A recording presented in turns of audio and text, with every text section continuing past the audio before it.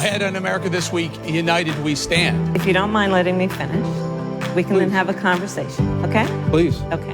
Mike Pence and Kamala Harris take the stage in the only vice presidential debate. And following the president's COVID-19 diagnosis, we discuss the risks with our panel of experts. Former Deputy National Press Secretary for the Democratic Party, Jose Aristimuño, returns. But the polls I've been looking at, Eric, throughout this whole week, put Kamala Harris as a clear winner.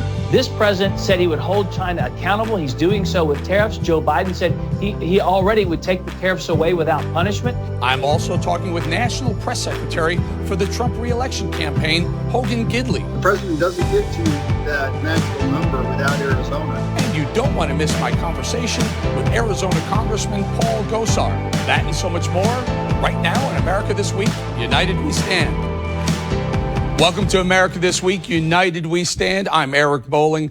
The future of the presidential debate next week is now in question. The Commission on Presidential Debates announced it would be virtual following President Trump's COVID-19 diagnosis. However, the president immediately pushed back, promising to not participate. Concerns over the virus were also front and center at the debate this week between Vice President Mike Pence and Democratic Vice Presidential nominee Kamala Harris. Sinclair's chief political correspondent Scott Thuman has the highlights. With a more health-serious setting and plexiglass separating the two candidates, a clear break from Cleveland in many ways, including content, more policy talk, fewer personal attacks, though passionate arguments on coronavirus. If the Trump administration approves a vaccine before or after the election, should Americans take it, and would you take it? If the doctors tell us that we should take it, I'll be the first in line to take it. Absolutely. But if Donald Trump tells us that we should take it, I'm not taking it. The fact that you continue to undermine public confidence in a vaccine, if the vaccine emerges during the Trump administration, I think is unconscionable. And Senator, I just ask you, stop playing politics with people's lives. And contentious contrasts over race relations and policing in America. Last week, the President of the United States took a debate stage in front of 70 million Americans and refused to condemn white supremacists. Senator Harris conveniently omitted, after the president made comments about people on either side of the debate over monuments, he condemned the KKK, neo-Nazis, and white supremacists, and has done so repeatedly. Another rift over international affairs. Public reporting that Russia had bounties on the heads of American soldiers. And Donald Trump had talked at least 6 times to Vladimir Putin and never brought up the subject. Joe Biden would never do that. President Donald Trump not only respects but reveres all of those who serve in our armed forces, and any suggestion otherwise is ridiculous. From the sidelines, instant reaction from Vice President Biden tweeting, "Harris is showing the American people why I chose her," and President Trump arguing, "Mike Pence is doing great. She is a gaffe machine." For America This Week, I'm Scott Thuman. Thanks, Scott, for that story. President Trump returned to the White House this week after being diagnosed with the coronavirus. Was it the right move? Joining me now to discuss, his pandemic expert, Dr. Dena Grayson, is back, and author of his new book, The Ultimate Manual, Dr. David Samadi. Dr. Samadi, they moved him from the hospital to the White House after 3 days, 72 hours. Your thoughts on good move, bad idea, good idea? Well, you know, as a clinician, you always want to keep the patients in the hospital for as long as it's necessary. And, you know, apparently his symptoms were absolutely stable. He had no fever for 72 hours. You know, he's still under 24-hour, 7-day care by the doctors. So I think it was perfectly fine. The move from the White House to the hospital, Eric, was absolutely the right move because he looked dehydrated. His O2 saturation was going down. They had to you know, be prepared in case they need more CAT scans and other issues that they don't have in the White House. But I think so far he's been asymptomatic. His vital signs are stable. His O2 saturation is holding very well. And it seems that, you know, so far so good. He's still not completely out of woods yet. We need to monitor him, and we'll see over the rest of the next week how things are going to turn out. And Dr. Dena, your thoughts on the move? Well, I thought it was appropriate that Trump was moved to Walter Reed Hospital. It was pretty clear that he was decompensating actually rather quickly, and was in a situation where he may have needed to be intubated and put on a ventilator. So I think that was absolutely the right move. And look, if Mr. Trump is no longer requiring supplemental oxygen and his other vital signs were stable, I think it also was appropriate that he was discharged and allowed to return home. Having said that, it's also incumbent upon Mr. Trump, though, to protect others from him while he's at the White House by wearing a mask even while inside. And unfortunately, that doesn't appear to be happening. So my concern at this point is, yes, for Mr. Trump's health. As Dr. Samadi said, Mr. Trump is not out of the woods by any stretch of the imagination. Unfortunately, he could take a turn for the worse. I think the rest of this week in particular is quite crucial for his overall recovery. So let's start with you, Dr. Samadi. There are many ways to diagnose a patient. One of them is, their temperature. Another is, as you point out, the O2 saturation. Another one being, how does the patient look? Now, in your estimation, and look, this is an important tool in the doctor's, an arrow in the doctor's quiver. How does the patient look to you? To me, clinically, the way he walked out of the hospital was excellent. And, it's rare to see a 3-day recovery so fast. The good news about the president is that he's not a smoker. His lungs are great. He doesn't drink alcohol. His liver and kidneys are fairly good. And so, I agree that if over the next few days his saturation stays stable, if he has no fever, he would get tested. And if it's negative, then he's recovered from this. The mainstream media made a huge deal about when he was on the balcony and took his mask off. And let me just make a little comment about this. I think that he understands the seriousness of this disease. He knows that it's fairly contagious. And I'm sure when you're around other people, he needs to wear the mask, and he will. But if he's standing on a balcony all by himself with nobody around him, and there's a wind blowing, the risk of taking the mask off and giving this virus to other people is extremely low. He's trying to send a message to the rest of the country that we can defeat this virus, not by being careless, but don't panic, because our medical treatment has improved. We have best healthcare system in the world. And it's amazing how the mainstream media is saying, if he took his mask off, and now people are getting this infection all the way in other countries. It's outrageous. And Dr. Dena, there are a lot of people who have complained, and I've been on shows where they're complaining about the treatment he got. He got a cocktail of drugs that included experimental drugs that aren't on the market yet. Do you have any problem with that?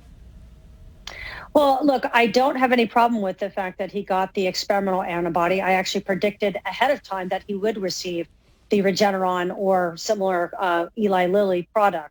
He is the president of the United States. The risks to him were relatively low, even though that's a completely unproven therapy. I also predicted that if he decompensated further, that he would be treated with remdesivir. I think that was the right move. Having a decade of experience developing antiviral drugs similar to remdesivir, the earlier you use those drugs, the better they work. The one thing I do question was the use of dexamethasone. Now, what that suggests is, that drug is really only shown to be effective in people who are really, really critically ill on a ventilator or heading to a ventilator. Right. So I do question that. It's not clear why that drug was used in Mr. Trump. If I may, very quickly, Dr. Samadi, you got in a little bit of trouble on Twitter for mentioning hydroxychloroquine about a half a minute or so. Tell us what happened. Basically about a week ago or a few days ago when the president got diagnosed with this, I basically wrote that his 74-year-old, mental status going to 50, wish him well, and I'm sure his doctors are going to be very aggressive with remdesivir. And I wrote HCQ, and that key word is a major trouble for Twitter, and they banned us from being on Twitter for a week. As you know, Eric, I've been in media for almost 13 years. I was on Sunday House for 10 years, right. Now with Newsmax TV, and to censor doctors talking about medications. I didn't say he should be prescribed or anything like that. It's outrageous. The censorship is just crazy. I got to leave it there. Dr. Samadi and Dr. Grayson, thank you very much for your time. Big topic. Thank you. Ahead on America This Week, United We Stand. We're talking about the big moments of the vice presidential debate. Stick around. And with the election less than a month away, I'd like to remind Vice President Biden our invite still stands for you or a representative to come on this show. We'll do whatever it takes.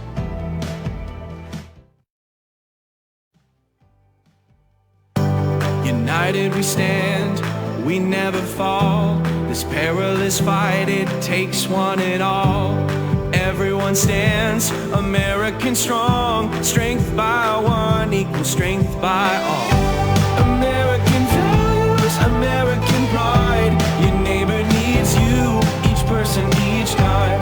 We stand, America. United we stand. We stand, America. United we stand.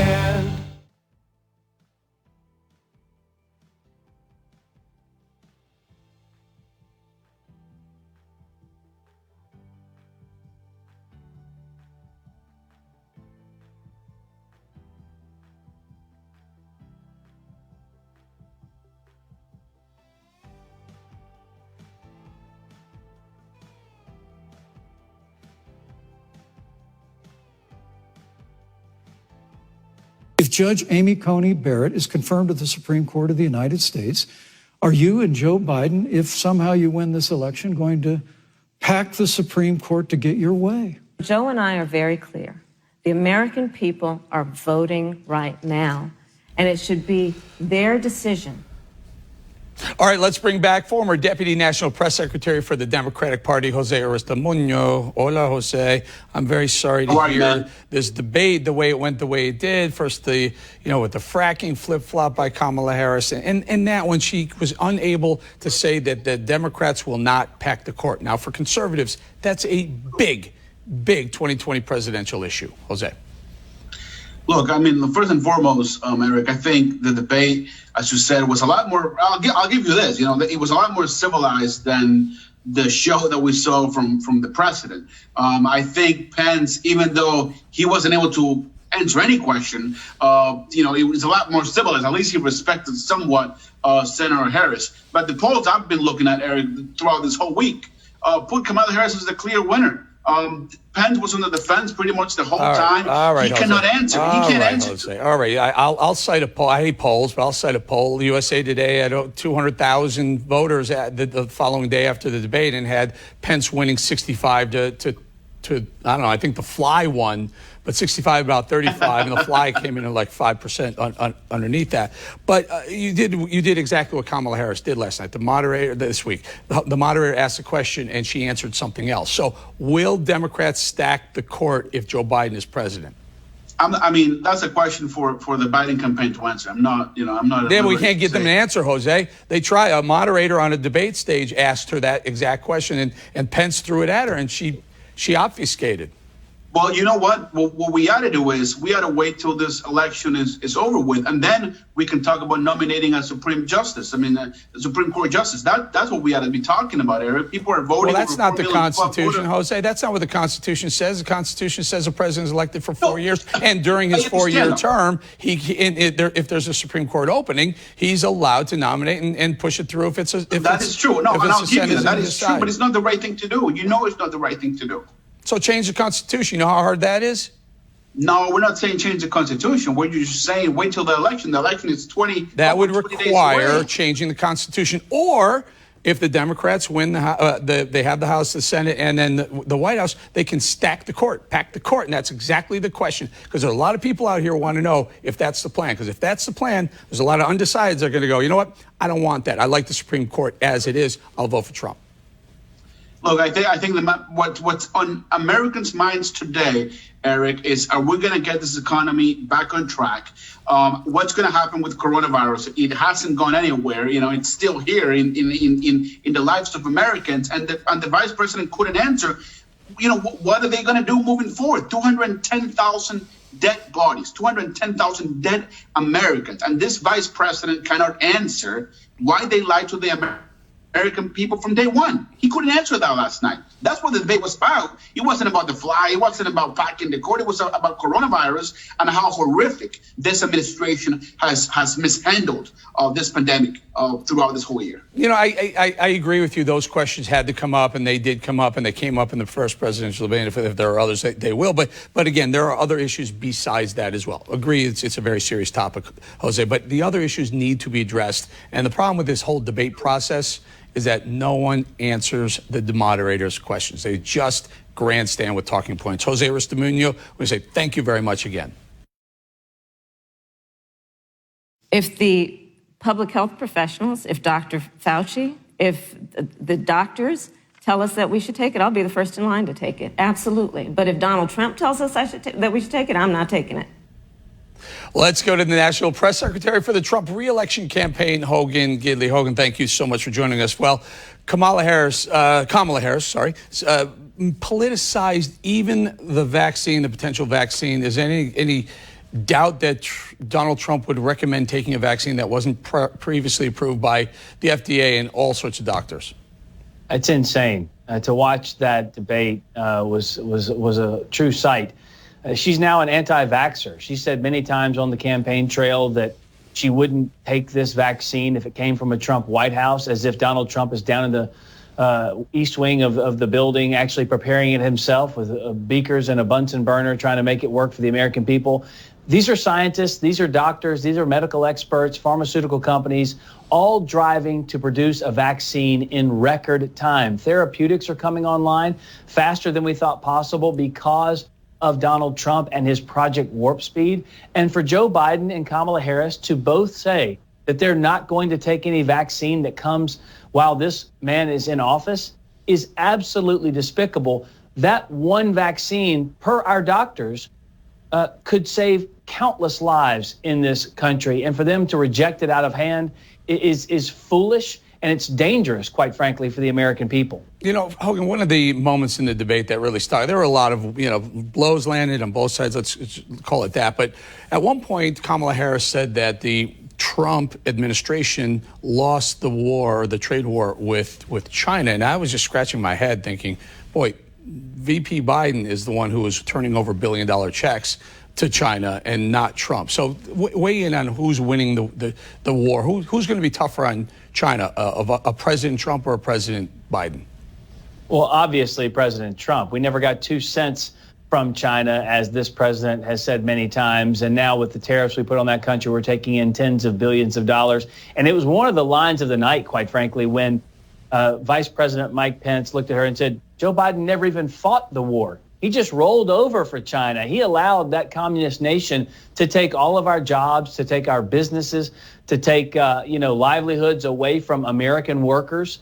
That's a legacy of Joe Biden. And when you've been in office now for almost half of a century, and that's your record, one of abject failure, never fighting for the American worker, the job loss we were hemorrhaging under Joe Biden was devastating to this country. It absolutely gutted the middle class, crushed the manufacturing sector. And it was Joe Biden's decision to give China favored nation status, allow them into the WTO. So for them to try and pretend as though this president isn't taking on China, we're actually calling out China, too, for something that the Democrats won't. And that's for unleashing this virus onto the American people. This president said he would hold China accountable. He's doing so with tariffs. Joe Biden said he already would take the tariffs away without punishment.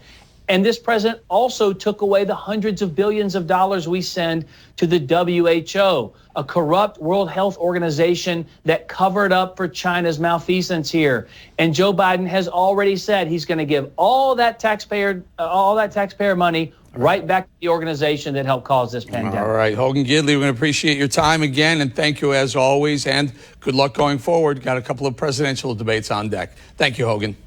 Thanks so much. Next, is Arizona up for grabs in this presidential election? Don't miss my conversation with Congressman Paul Gosar straight ahead. But first, no matter which side of the aisle you are on, there's one thing we can all get behind, and that's the fight against the deadly opioid epidemic. Drug cartels continue to bring this poison across our borders, and I'm taking you to the front lines. I've gone to the southern border and showed you how these criminals try to bring these drugs into our country, even using underground tunnels. I've been given exclusive access to a U.S. drug offload where over $500 million of cocaine seized from drug cartels was brought to port in San Diego. And I've gone inside the U.S. mail facility in Miami where canine Border Patrol agents hunt for coke, meth, and fentanyl. All of this is to stop illegal and deadly drugs from getting into our communities and killing our kids. The good news, you can help in this fight. Donate now to the Eric Chase Foundation. That's ericchasefoundation.org, and help save lives. Every week, I'll give the top donors a signed copy of my book, Wake Up America. Thank you so much to everyone that's donated so far. Together, we can defeat this crisis.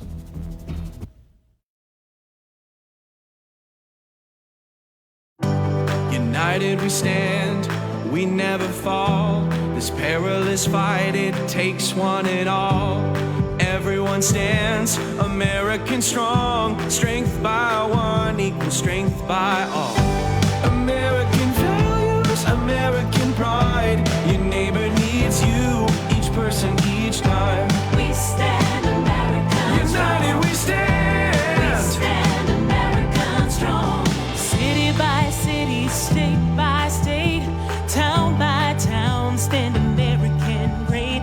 Everyone stands American strong. When strength by one equals strength by all.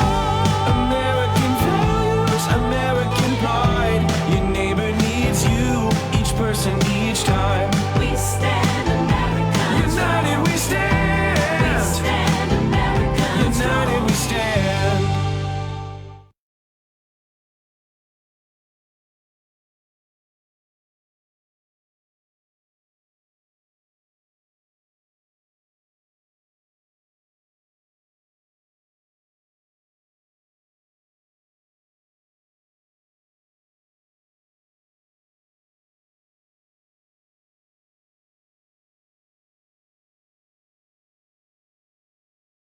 America This Week, America's fastest growing political show, points out how rough and tumble politics shape opinion in every region in our country.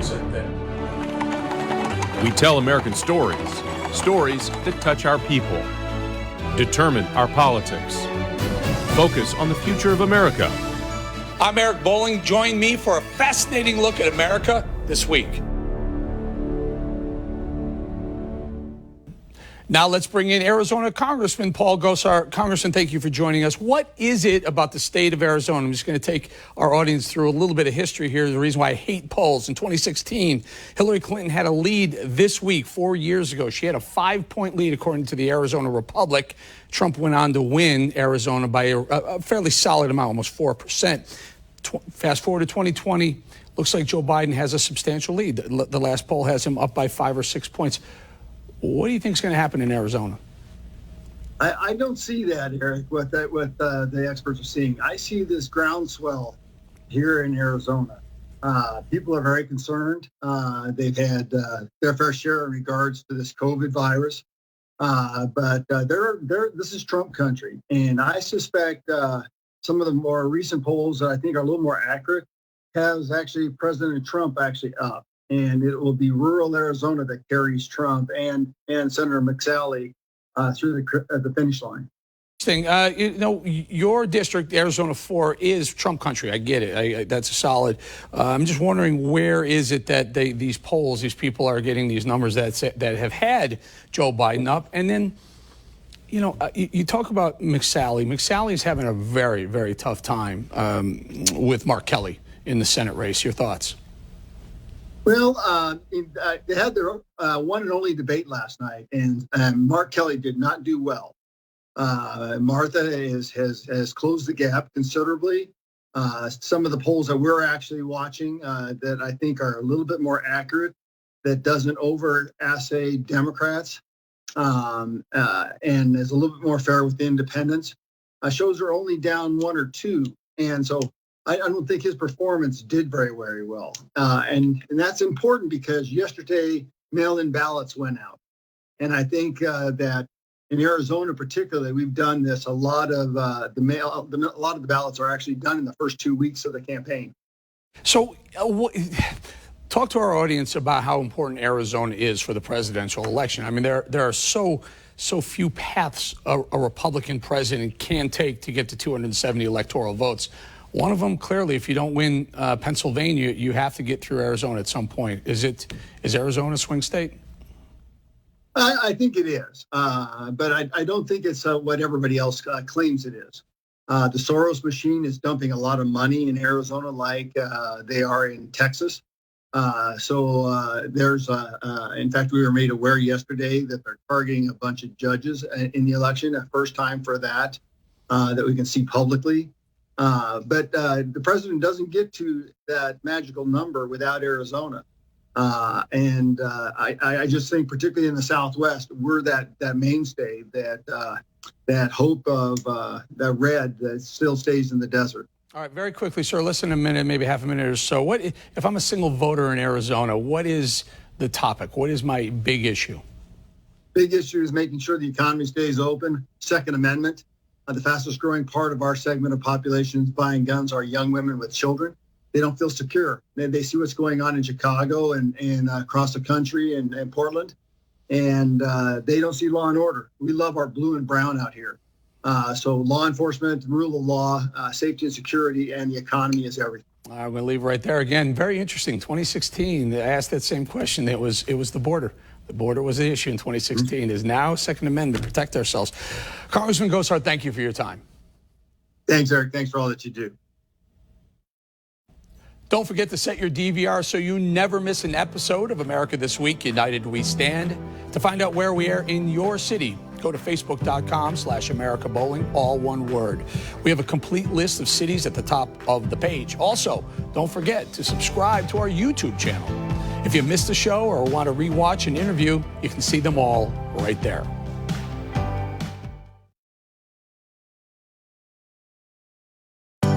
United we stand, we never fall. This perilous fight, it takes one and all. Everyone stands, American strong. Strength by one equals strength by all.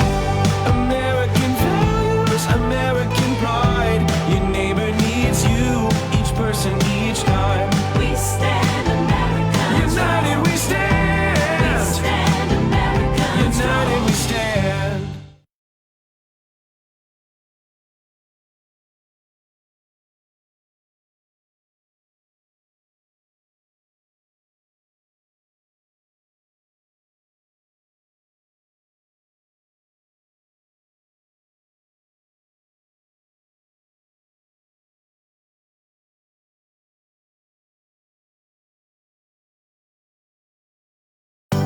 United we stand, we never fall. This perilous fight, it takes one and all.